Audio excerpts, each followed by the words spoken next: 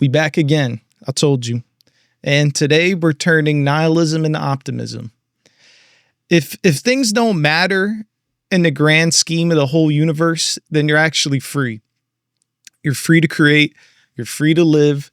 You're free to do all the things that excite you. If nothing matters, do what you want. People see nihilism as a reason to give up, but it's actually liberating and freeing. I always used to think this way, even when I was little. I didn't know how to put it into words or understand exactly what it was, but I just kind of was always chasing what excited me and ask questions and be curious. I didn't see any other path for myself. I always thought about life, even from like a young age, which seems kind of strange, but I guess those are the reasons why I end up doing what I do.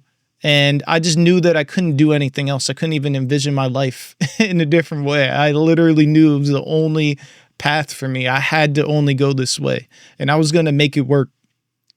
I was just trying everything, and I could never see myself working a regular job. I just knew I had to do something. So I was just making it work no matter what I had to do. Doing graphic design and starting there. I used to make MySpace layouts and mixtape covers, and I was like DJing with my other friends. And it just evolved from there. Once you started to do it, or like once I started to do all that, I just knew that I had to do that. I just knew once I started that I had to go this way. There was no other option. I couldn't envision my life in another way where I couldn't follow things that excite me and be curious and ask questions. You need to realize the rarity of now.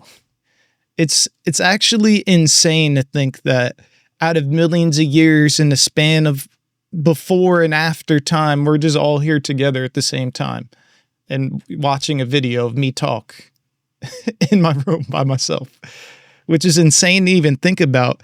And things like that just make me appreciate the time and the places and experiences that I have, because this is all we have.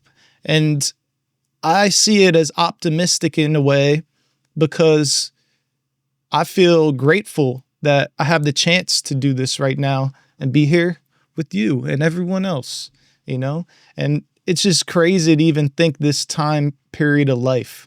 This makes me optimistic to capture the energy of what now is, the experiences, the time period, and leave my own mark, whether it's visuals or any type of art. I just see it as a time capsule. Really, it's even crazy to think how young YouTube is.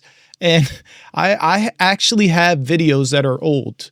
Like this channel I started in 2009. I had other videos on there doing millions of views, but I took them off because it was like old, but I didn't want to start a new channel. I wanted to keep this one because it reminded me, even of this short period of time in my journey, that you just never know, and you don't regret the things that you put out. You regret the things that you don't put out, or the ideas in your head that are trapped. YouTube is really going to become like a time machine. To me, it is already, even in the past 20 years, or I don't know how old YouTube is. I guess I started this channel in 2009. That's when I graduated high school. So, I'm sure if any younger people are watching this, they're like, oh, that's some unk mode activities, but that's fine. But it really is so interesting just watching all the videos that pop up. It really encapsulates a period of time. And that's what I think about a lot when I do art now, or when I'm shooting videos. I just think about capturing the time and looking back at it and looking at that experience. It's almost like every video that I've shot, I could look back and think of the day, that I could just think about the whole day, how that went, what we were doing. That's what I live for. I love those experiences, and I'm just happy that I can like put it into something that exists online and offline. A lot of times people are searching more than living. It's like everyone's trying to find answers and think of meaning and get so deep and woke, but they don't even live in present time. They don't even live in the present. They're not conscious of the world and the experiences going around them currently. They're always searching for something else. Like that's going to be the thing that's going to unlock these secret mystical powers of the world. And that you're just going to know everything all of a sudden. And then what? Like, what are you going to do? You still got to live life. You still got to be, no matter how woke or whatever things that you think in your head, we still are in this current experience right now. And it goes by the certain rules. So we're still living in this time. I'll talk about this another time, but it's even like people who do thought-provoking drugs to me. I don't get it personally. I mean, do your thing, but I don't need to think more. I just like, what are you going to do with that information? I don't get it. Are you a bad person? You're going to be a better person? I don't know. Like, people can't even talk to a barista at Starbucks and be nice. And they're out here doing all these thought-provoking drugs like my third eye. Not that I'm shitting on this stuff, but it's just funny because people are so woke and dumb at the same time, and you just have to be conscious of the current reality and how you live day to day, the things you're around, the experiences you have, no matter how big or small they are. All these things are important, and this builds your character, and it also it's just all we have. It's just being aware of your environment. That's also why I feel like artists are empathetic. They are aware and conscious because you are constantly drawing inspiration from around you. People just have headphones on and locked in and can't see anything. Like, I just know from living in New York for over 10 years, you could just be on the subway and it's funny just observing life and all the different personalities, and we're just all here together doing the same thing. You give life meaning, not the other way around.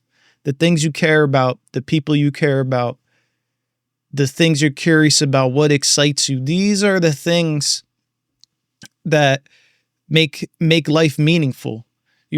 Searching for meaning will keep you lost for long. You need to create things and figure out what is meaningful to you. This is what creates hope, and this is what will fuel you on your journey. You have to feel everything, but stay in control. See, it's nihilism, and turning it into optimism isn't about being numb. It's about feeling and understanding, but knowing that it doesn't control you, and you have control to do the things that you want and give meaning to life in the ways that are meaningful to you and the people around you. You have to believe in something, even if it's yourself. I see a big theme of this stuff going on with kids. They're doing all the black pills, the new shit that they're on, where it's like, I understand the world is insane and everything is crazy, but you got to pick something to care about. If you're just moving through life and just everything is meaningless and nothing means anything, then it's going to be hard to exist. And it's crazy that people even feel this way. If you just look back in time, things were pretty crazy. And I think we're living in a pretty good time besides like a lot of stuff, but I don't think it's that bad. We don't have any plagues going on right now, and like I said, I used to think about this a lot. And then I realized, which a lot of these videos is kind of realizing the things that I've done and have worked, and figuring out how to word it and explain it, even to myself. And just looking back at my own journey and the things in my life, and what kept me pushing through were the things that I gave meaning and the people that were meaningful to me. And you don't find meaning, you create it. And since nothing matters, do what matters to you.